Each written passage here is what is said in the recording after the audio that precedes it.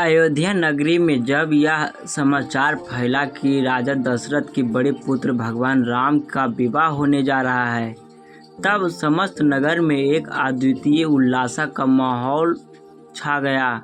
सड़कों पर सजावट की जाने लगी, घर घर में दिए जलाने लगे और हर व्यक्ति इस ऐतिहासिक विवाह का साक्षी बनने लगे।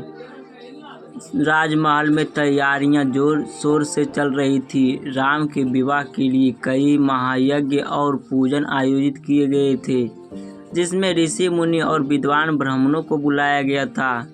महाराज दशरथ अपने पुत्र राम के विवाह को लेकर अत्यधिक प्रसन्न थे और उन्होंने समस्त अयोध्या को सुंदरता और वैभव से सजाने का आदेश दिए थे। महल के कोने कोने में महंगे आभूषणों और वस्त्रों की सजावट की गई थी। पूरी नगरी के लोग इस महायोग के तैयारी में लगे थे। उधर जनकपुर नगरी में भी देवी सीता के विवाह की तैयारी जोर शोर से हो रही थी।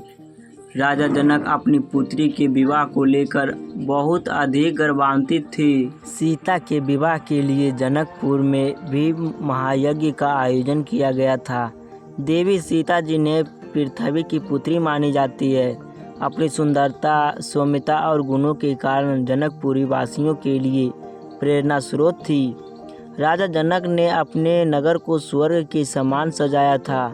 सड़कों पर फूलों की वर्षा की गई थी, घरों में तोरण और बंधनवार लगाए गए थे, मंदिरों में भगवान शिव की पूजा अर्चना की जा रही थी, क्योंकि यह विवाह शिव धनुष की तोड़ने की शर्त से जुड़ा हुआ था। पहले राम और सीता का प्रथम मिलन अत्यंत मंगलकारी और दिव्य था।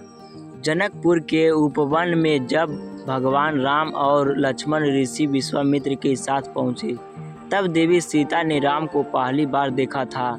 वह क्षण उसके जीवन का सबसे पवित्र और सुखदायी अनुभव था। राम को देखकर सीता का हृदय प्रसन्नता से भर उठा और उन्होंने मन ही मन उन्हें अपना वर मान लिए थे। उसी समय राम ने भी सीता के रूप में गुण और शील को देखकर मन ही मन उससे विवाह करने की इच्छा व्यक्त की।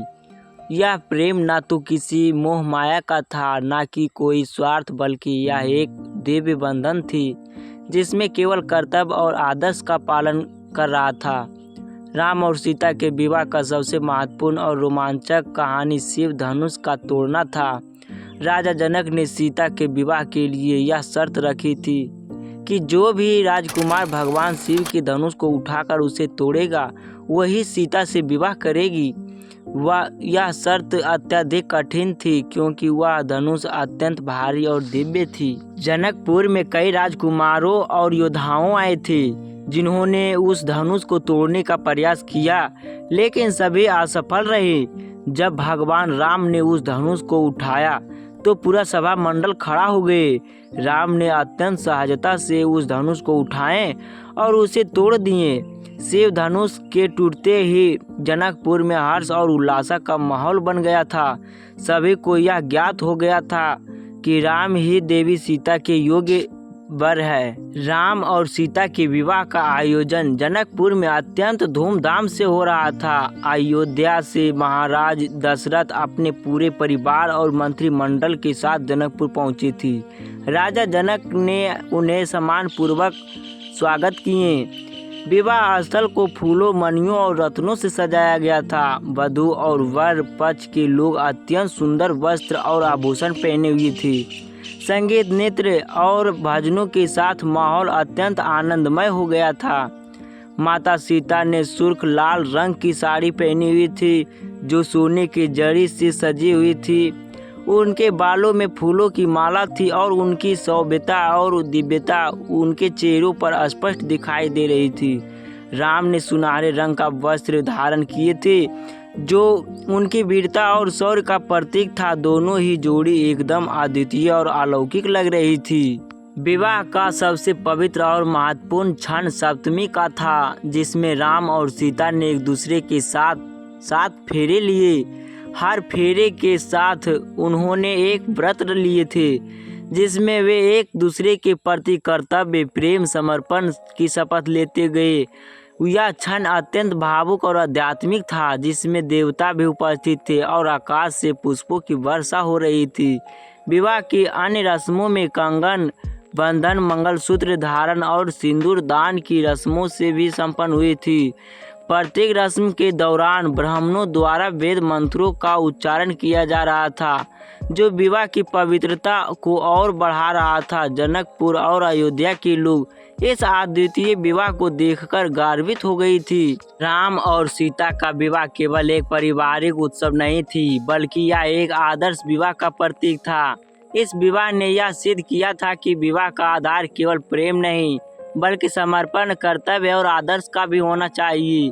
राम ने अपने जीवन में मर्यादा पुरुषोत्तम राम का आदर्श प्रस्तुत किए और वहीं सीता ने पतिव्रता और समर्पण की मिसाल बनाई थी। उन्होंने विवाह ने समाज को यह सिखाया कि पति और पत्नी का संबंध केवल सांसारिक सुख दुख में नहीं होती है, बल्कि आध्यात्मिक यात्रा में भी सहायक होता है। यह विवाह उस समय के समाज के लिए एक आदर्श था, जिसमें व्यक्ति केवल अपने कर्तव्यों और जिम्मेदारियों का पालन करता था, बल्कि उसे धर्म और आदर्श के अनुसार जीने की प्रेरणा भी मिलती थी। के पश्चात विदाई का समय भी अत्यंत भावुक थी। राजा जनक और रानी सुकन्या अपनी पुत्री सीता को विदा करते समय अत्यधिक भावुक हो गई थी।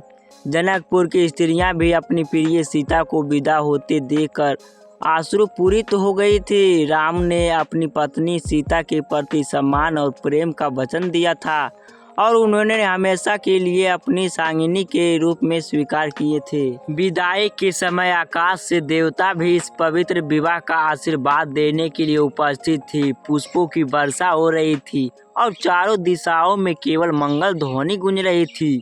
यह विवाह युगों युगों तक याद किया जाने वाला बन गया था।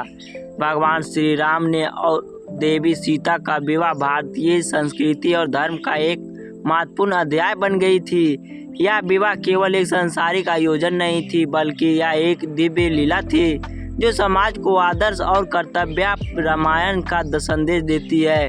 राम और सीता का विवाह प्रेम, समर्पण और कर्तव्य का प्रतीक है, जो आज भी सभी के लिए प्रेरणा स्रोत बन गया है।